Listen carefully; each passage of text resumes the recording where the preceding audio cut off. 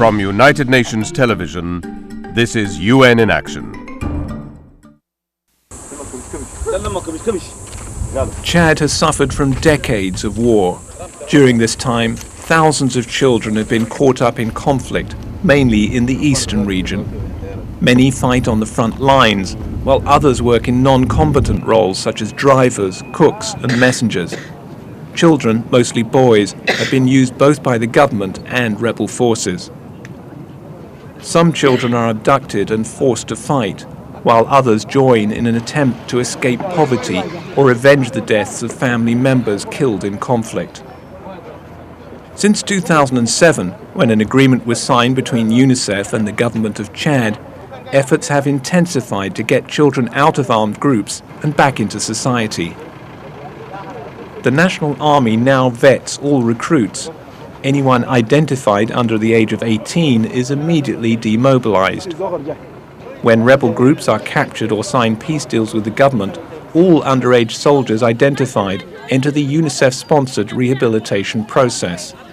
They're brought to centres in the capital in N'Djamena, run by the NGO Care International. Here the youths receive education, psychosocial care, and learn new skills to help them reintegrate back into society. So far, more than 800 children have gone through this process. At a garage in the capital, former child soldier Dawa Samna learns how to fix cars. He joined the Chadian National Army when he was 16, but was forced to leave when the authorities found out his true age. He spoke of the life of a young soldier. During the 6 months we were tortured on the side of the road. I was hurt here, and on my arm. I was also hurt and injured on my head. Dawa's now back with his family. When he joined the army, he never told them he was leaving, and he just disappeared one day. It was months before they found out he was still alive. 19-year-old Suleiman Adoum Isaac now works at a hotel in N'Djamena.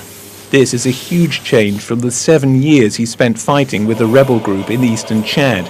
He says when he first joined, most of the rebels were aged between 10 and 14. In 2007, his group negotiated a peace deal with the government. He laid down his arms and was transferred to a rehabilitation centre.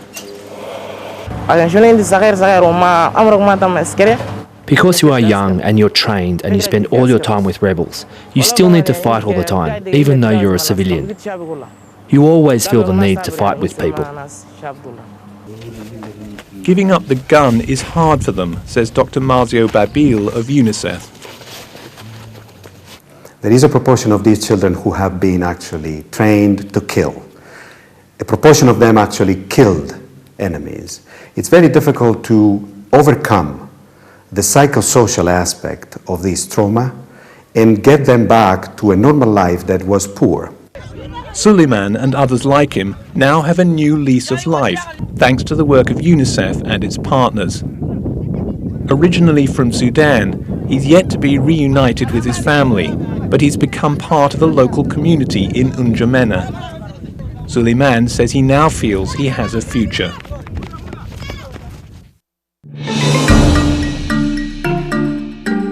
This report was prepared by Salma Zulfikar for the United Nations.